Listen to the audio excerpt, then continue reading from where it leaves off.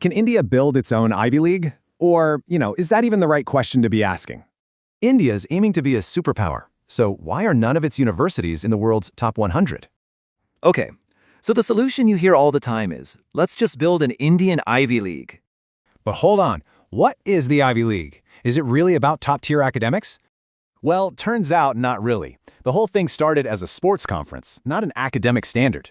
Right? So the point isn't to copy a brand. It's all about building real excellence. So what would it take financially? Well, let's just say the resource gap is staggering.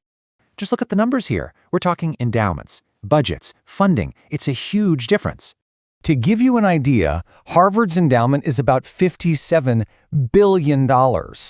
And for comparison, IIT Delhi has an endowment of around $50 million.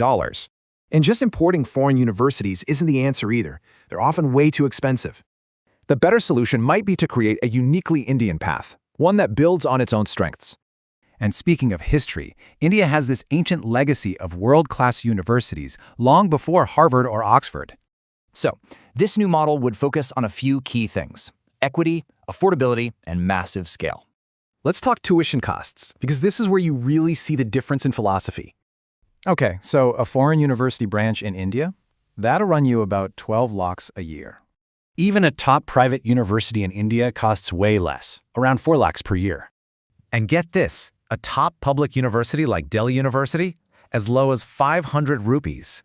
See, it's about education being for everyone, a tool for empowerment, not just for the privileged. So how does India actually do this? Well, it's not an overnight fix. It's a long-term plan.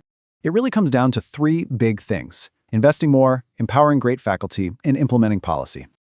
I mean, building these kinds of institutions takes centuries. Harvard Law started with just 2 students.